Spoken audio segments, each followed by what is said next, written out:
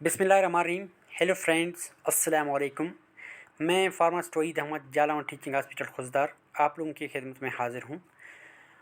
अगर आप लोग हमारे चैनल में नए हैं तो बराए मेहरबानी करके मेरे चैनल को सब्सक्राइब करें, लाइक करें और शेयर करें ताकि हमारी हर आने वाली वीडियो आप लोगों तक आसानी से पहुँच सके।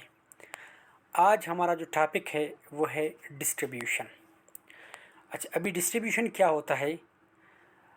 In this process, drug reversibly leaves the bloodstream and enter the ECF and for the cell or tissues.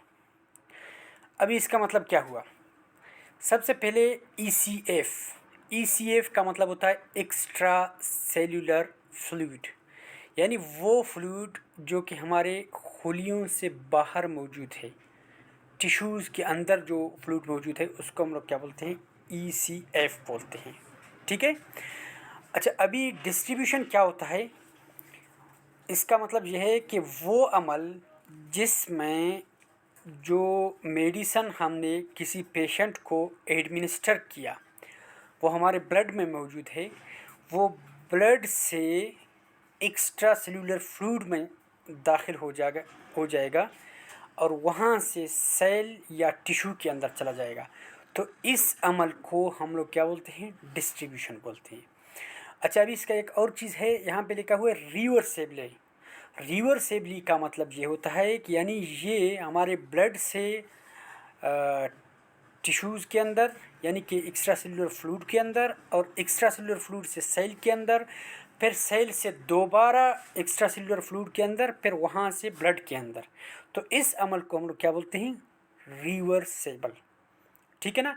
और डिस्ट्रीब्यूशन इसी अमल को, यानी कि खून से एक्स्ट्रा सेल्यूलर फ्लूइड से सेल या टिश्यू के अंदर, और वहाँ से दोबारा ECF और ECF से खून के अंदर जाना, इस पूरे प्रोसेस को हम लोग क्या बोलते हैं? डिस्ट्रीब्यूशन। अच्छा, अभी आगे इसने लिखा है कि drugs will accumulate greatly in adipose और फैट टिश्यूज़, यानी ज़्यादातर हमारे जो फैट टिश्यूज़ हैं या एडिपोज टिश्यूज़ हैं, ज़्यादातर ड्रग्स वहाँ पे जमा होता है। Usually they are not active in fat tissues, यानी ज़्यादातर जो फैट टिश्यूज़ में जो ड्रग्स होता है वो इनएक्टिव फॉर्म में होता है, यानी वहाँ पे एक्टिव फॉर्म में नहीं होता है। और ये वहाँ से आहिस्ता आहिस्ता दोबारा हमारे खून के, यानी कि ब्लड स्ट्रीम में आहिस्ता आहिस्ता दाखिल होगा, यानी वहाँ पे ज़्यादा मतलब वो जमा होगा। मुख्तलिफ़ किस्म के जो फैक्टर्स हैं जो कि मतलब डिटरमाइन करते हैं कि distribution, rate and extent of distribution. Rate का मतलब क्या है?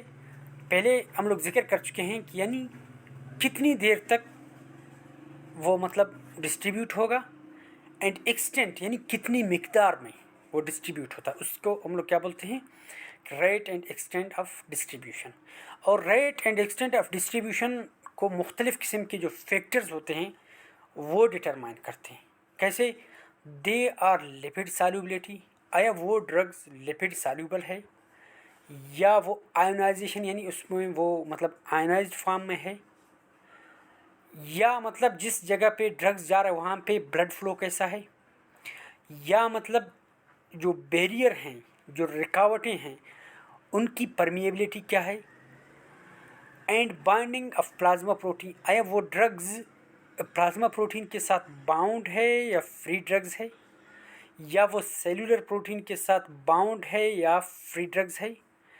अच्छा, unionized and lipid soluble drugs are widely distributed throughout the body, यानी वो ड्रग्स, एक तो वो है कि वो अनआयोनाइज्ड यानी न्यूट्रल फॉर्म में हैं, और दूसरी बात यह है कि वो लिपिड सॉल्युबल्स हैं, वो बहुत आसानी से जल्द अज जल्द पूरे जिस्म में डिस्ट्रीब्यूट होते हैं।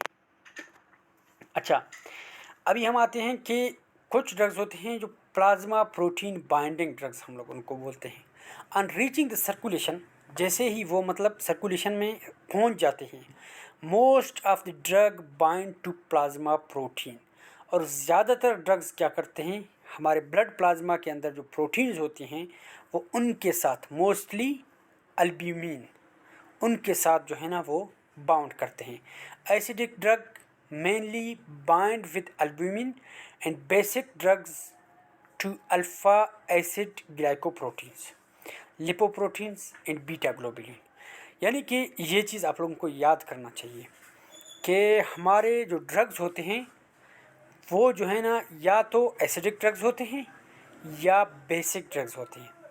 अगर एसिडिक ड्रग्स हों वो ज़्यादातर एल्ब्यूमिन के साथ मतलब बाउंड करते हैं, और जो बेसिक ड्रग्स हों वो अल्फ़ा एसिड ग्लाइकोप्रोटीन या लिपोप्रोटीन या बीटा ग्लोबुलिन इनके साथ बाउंड करते हैं। और जो फ्री या अनबाउंड फ्रिक्शन होता है ड्रग्स का, ये जो है ना किसी मतलब एक्शन के लिए या मेटाबॉलिज्म के लिए या एक्सक्रीशन के लिए अवेलेबल होता है।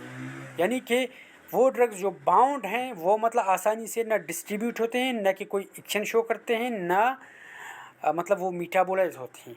लेकिन वो जो ड्रग्स वो फ्री हैं, वो आसानी से अवेलेबल हैं, तो वही ड्रग्स मतलब मैकेनिज्म ऑफ एक्शन भी उन्हीं ड्रग्स का होता है और मेटाबॉलिज्म भी वही ड्रग्स होते हैं और एक्सक्रीशन भी उनकी हो जाती है। और जो प्रोटीन बाउंड हंसते हैं, protein bound form serves as a reservoir, यानी वो ज़ख़ीरा होते हैं हमारे जिस्म के अंदर जो प्रोटीन के साथ बाउंड होते हैं। Protein binding prolong the duration and action of drugs, यानी कि जो ड्रग्स ज़्यादा प्रोटीन बाउंड होते हैं, एक तो इनकी ड्यूरेशन भी ज़्यादा हो जाती है और उनकी एक्शन भी ज़्यादा हो जाती है। जैसे कि वारफरीन एक ड्रग्स है, वो 99% बाउंड होती है। इसी तरह मॉर्फिन वो जो है ना 35%, एथोसक्सिमाइड एंड लिथियम ये जो है ना 0% मतलब बाउंड होते हैं। यानी इसका मतलब ये हुआ यानी कि वारफरीन बहुत देर तक हमारे जिस्म में मतलब रहेगा और वो मतलब उसका एक्शन भी ज़्यादा होगा। इसी तरह वारफरीन के निस्बत मॉर्फिन वो जो है ना कम बाउंड होगा, उसका एक्शन भी मतलब कम वक्त के लिए होगा। लेकिन एथोसक्सिमाइड और लिथियम ये जो है ना हमारे जिस्म में आसानी से एक जगह से दूसरी जगह डिस्ट्रीब्यूट होते हैं और आसानी से इनकी ये एक्शन शो करते हैं, और ये मतलब कम वक्त में हमारे जिस्म में मतलब मौजूद रहने के बाद वो अपना एक्शन शो करके फिर इनकी मेटाबॉलिज्म हो आसानी से हो जाती है और एक्सक्रीशन भी जल्दी हो जाती है। ठीक है। अच्छा, एक चीज़ आता है डिस्ट्रीब्यूशन में ब्लड ब्रेन बैरियर, वो क्या होते हैं? The endothelial cell of brain capillaries have tight junctions, मतलब जैसे कि आम तौर पर हमारे जो कैपिलरीज होती हैं उनमें टाइट, उनके जो सेल्स होते हैं उनमें टाइट जंक्शन नहीं होता है, लेकिन जो कैपिलरीज हमारे ब्रेन में मौजूद हैं उनमें जो है ना टाइट जंक्शन होता है। और न्यूरोग्लियल सेल्स उन कैपिलरीज के इर्द गिर्द जो है ना उन्होंने एक एनवेलप बनाया हुआ है, और ये दोनों चीज़ें न्यूरोग्लियल सेल उनका एनवेलप और टाइट जंक्शन ये दोनों मिलकर ब्लड ब्रेन बैरियर बनाते हैं। इन मतलब कैपिलरीज या टाइट जंक्शन में सिर्फ और सिर्फ लिपिड सॉल्यूबल और अनआयोनाइज्ड ड्रग्स इसको पास कर सकते हैं, लेकिन जो आयोनाइज्ड ड्रग्स हैं या लिपिड में सॉल्यूबल नहीं हैं तो फिर वो आसानी से इस मतलब बैरियर को क्रॉस नहीं कर सकते। ये हो गया अगला फैक्टर। अभी टिश्यू बाइंडिंग, मतलब ये डिस्ट्रीब्यूशन का एक और फैक्टर है टिश्यू बाइंडिंग। तो कुछ ड्रग्स होते हैं वो ख़ास किस्म के टिश्यूज़ के साथ बाउंड करते हैं, क्योंकि वो जो है ना उनकी एफिनिटी ख़ास तौर पर उन टिश्यूज़ के लिए होती है। तो टिश्यूज़ जो बाइंडिंग होती है उसकी वजह से ड्रग्स का जो ड्यूरेशन होता है और इसकी एक्सक्रीशन होती है वो बढ़ जाती है। अभी यहाँ पे आप देख लें, यहाँ पे दो मतलब उसने वो कैपिलरीज़ का जो मतलब वो आपको डायग्राम में दिखाया गया है। ये लेफ़्ट साइड पे ये जो पिक्स उसने दिया है इमेज ए, और राइट साइड पे इमेज बी, ये इसने दिया है कि जो बेसमेंट मेम्ब्रेन है, लिपिड इनसॉल्युबल पोलर ड्रग्स जो है ना इसमें आसानी से पास हो सकते हैं, लेकिन लिपिड सॉल्युबल जो नॉन पोलर ड्रग्स हैं वो जो है ना टाइट जंक्शन में, सॉरी लिपिड इंसॉल्युबल जो है ना वो टाइट जंक्शन में आसानी से पास नहीं हो सकते। और यहाँ पे आपको दिखाई दे रहा है कि ये जो इंडोथेलियल सेल है ये आम कैपिलरी है, डायग्राम ए में। यहाँ पे देखो इंट्रा सेल्यूलर जो पोर्स हैं वो मतलब ज़्यादा हैं और सेल एक दूसरे से थोड़ा सा फासले पर हैं, इनके दरमियान जो है ना सुराख मौजूद है। लेकिन ये जो राइट साइड पे दिखाया गया है ब्रेन कैपिलरी, इसमें क्या है, इसमें आप देख लें कि मतलब सेल एक दूसरे के साथ बिल्कुल जुड़े हुए हैं, इनके दरमियान जो है ना टाइट जंक्शन है और टाइट जंक्शन की वजह से ड्रग्स आसानी से जो है ना पास नहीं हो सकते। और दूसरी बात, इनके जो ऊपर ग्लायल सेल्स हैं उन्होंने जो है ना एक इन्वेलप बनाया हुआ है, तो ये इन्वेलप भी मतलब ब्लड ब्रेन बैरियर का काम करता है। अच्छा, अभी एक और चीज़, एक और फैक्टर है, वो है प्लेसेंटल बैरियर। जो लिपिड सॉल्युबल अनआयोनाइज्ड ड्रग्स ये जो है ना प्लेसेंटा को आसानी से क्रॉस कर सकते हैं, जबकि जो ड्रग्स लिपिड इनसॉल्युबल हैं वो जो है ना प्लेसेंटल बैरियर को आसानी से क्रॉस नहीं कर सकती। These drugs taken by mother can cause severe unwanted effect in the foetus. तो इसलिए मतलब डॉक्टर्स बोलते हैं कि कुछ जो ड्रग्स होते हैं वो कंट्रा इंडिकेटेड होते हैं प्रेगनेंसी में, ठीक है ना। वो इसी वजह से, क्योंकि जो प्लेसेंटल बैरियर होता है कुछ ड्रग्स मतलब उसके अंदर नहीं जा सकते, अगर कुछ ड्रग्स ऐसे होते हैं वो आसानी से मतलब जा सकते हैं, और जो आसानी से जा सकते हैं फिर उसके बाद जो है ना जो इंसॉल्युबल ड्रग्स हैं वो जो है ना ऐसी ड्रग्स मतलब वो उसको नुकसान पहुंचा सकते हैं। तो इसीलिए ऐसी ड्रग्स को जो है ना वो बोलते हैं कि प्लेसेंटल बैरियर वाले जो मतलब वो कुछ ड्रग्स होते हैं वो अगर उनके अंदर चला गया तो फिर उनकी मेटाबॉलिज्म भी मतलब देर से होती है, उनकी एलिमिनेशन भी देर से होती है, तो इसी वजह से कुछ ड्रग्स कंट्राइंडिकेटेड होते हैं। अच्छा, अभी यहाँ पे एक और चीज़ दिया गया है कि वॉल्यूम ऑफ डिस्ट्रीब्यूशन। ड्रग्स में डिस्ट्रीब्यूट इनटू एनी और all of the following compartment, यानी कि उन्होंने हमारे जिस्म का जो हिस्से हैं उनको तीन हिस्सों में, तीन कंपार्टमेंट में डिवाइड किया हुआ है।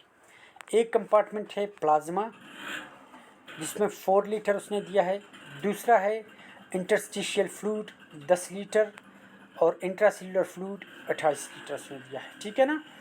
यहाँ पे मतलब तीन कंपार्टमेंट में मतलब ब्लड, इसको हम लोग बोलते हैं वॉल्यूम ऑफ डिस्ट्रीब्यूशन, यानी प्लाज्मा में कितना ड्रग्स मतलब प्लाज्मा वाला जो वॉल्यूम है उसमें कितना ड्रग्स जाएगा, फिर इंट्रासेल्युलर फ्लूइड में कितना ड्रग्स जाएगा और इंटरस्टिशियल फ्लूइड में कितना ड्रग्स जाएगा, ठीक है। अच्छा, वॉल्यूम ऑफ डिस्ट्रीब्यूशन के लिए एक और टर्म हम लोग इस्तेमाल करते हैं, उसको बोलते हैं apparent volume of distribution. Apparent volume of distribution का क्या मतलब होता है कि जितने भी मतलब ड्रग्स हमारे बॉडी में मौजूद हैं वो जो है ना डिस्ट्रीब्यूट होते हैं, मतलब जो किस जगह पे ज़्यादा जो है ना उनकी मिकदार हो मतलब जाती है। जैसे कि apparent volume of distribution is defined as the volume that would accommodate all the drug in the body, यानी हमारे जिस्म में वो जो मतलब वॉल्यूम यानी वो जो उसको हम लोग बोलते हैं स्पेस, वो जो है ना कितना ड्रग्स अकोमोडेट उसमें हो सकते हैं या मतलब जगह ले सकते हैं, तो उस एरिया को, उस वॉल्यूम को हम लोग बोलते हैं ड्रग्स की, कि ये जो है ना वॉल्यूम ऑफ डिस्ट्रीब्यूशन या अपेरेंट वॉल्यूम ऑफ डिस्ट्रीब्यूशन कहलाता है। If the concentration was the same as in plasma expressed as in litre, अगर उनकी कंसनट्रेशन सेम हो प्लाज्मा में और जो है ना जैसे कि मतलब उसको यहाँ पे दिखाया गया है कि dose administered IV, divide by plasma concentration, यानी कितना ड्रग्स हमने दिया, एडमिनिस्टर किया, और प्लाज्मा में कितने मेडिसिन की मिकदार मौजूद है। इस चीज़ को हम लोग बोलते हैं वॉल्यूम ऑफ डिस्ट्रीब्यूशन। ये जो है ना कुछ किस्म के फैक्टर थे, इनको हम लोगों ने आपकी खिदमत में वो किया, आप लोगों को समझाया ताकि आप लोग इसको सही तरीके से समझ सकें। शुक्रिया।